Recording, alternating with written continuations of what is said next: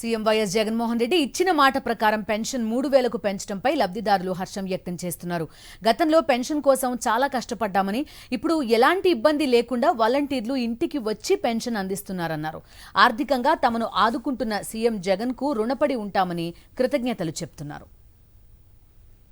పెన్షన్ల పంపిణీపై మరింత సమాచారం మా ప్రతినిధి రాజు చింతలపూడి నుంచి అందిస్తారు.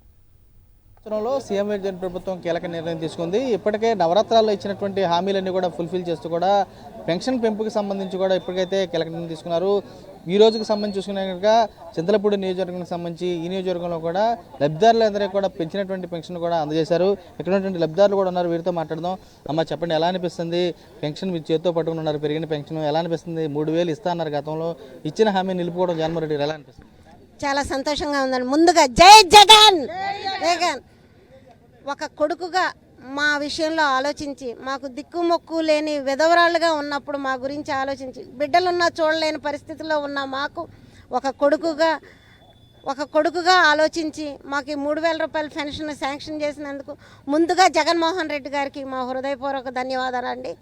ఆయన ఇచ్చిన మాట, పాదయాత్రలో ఏమైతే ఇచ్చారో, వాగ్దానం చేశారో, ఆ మాట నవరత్నాల్లో ఏ మాట అయితే మొదటగా నెరవేర్చారో, అది చెప్పిన మాటను నెరవేర్చిన ముఖ్యమంత్రిగా ముందుగా జగన్మోహన్ రెడ్డి గారికి జై జగన్.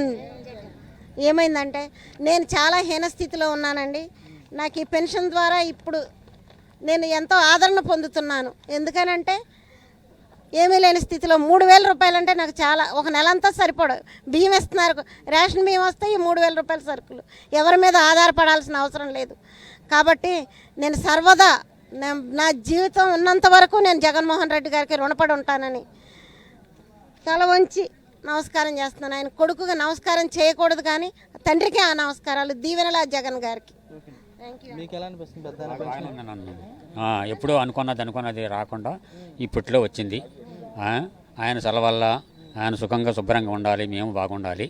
అది జై జగన్. అన్న మాట నిలబెట్టుకున్నారు. మరి పెన్షన్ నాకు ఇచ్చేటట్టుగా జగన్ గారికి ధన్యవాదాలు తెలియజేస్తున్నానండి. అమ్మ చెప్పండి, మీరు ఎలా అనిపిస్తున్నారు ఈ ప్రభుత్వంలో? జై జగన్, జై ఆంధ్రప్రదేశ్. జగన్మోహన్ రెడ్డి గారికి ముందుగా నూతన సంవత్సర శుభాకాంక్షలు. ఆయన మా ఆశీస్సులండి. మేము చాలా రుణపడి ఉన్నామండి. ఆయన అనుకున్న ప్రకారం నవరత్నాల్లో 3,000 పెన్షన్ పెంచుతానని పెంచారు. అందరికీ చాలా సంతోషంగా ఉందండి. Widow pension తీసుకుంటున్నామండి.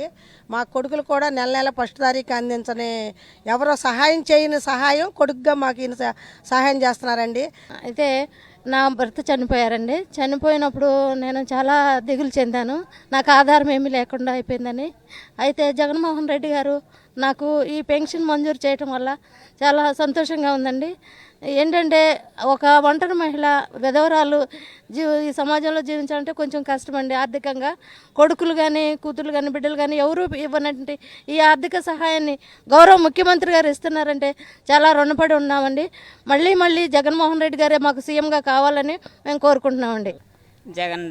మోహన్ రెడ్డి గారికి నమస్కారం. మాకు చాలా బ్రదర్ లాంటి వారు.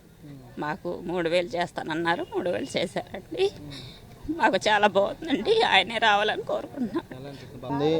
సీఎం జగన్ రెడ్డి పూర్తి స్థాయిలో కూడా తమకు అండగా నిలబడుతున్నారు. పూర్తిగా వితంతులో ఉన్నారు, కానీ పూర్తి స్థాయిలో కూడా తమకు అయిన వాళ్ళకి సంబంధించి ఆదుకోపోయినా కానీ 1వ తేదీ వచ్చిందంటే పూర్తి స్థాయిలో వాలంటీర్ల రూపంలో సంక్షేమాన్ని తమ గడపలకు చేరుస్తున్నారు.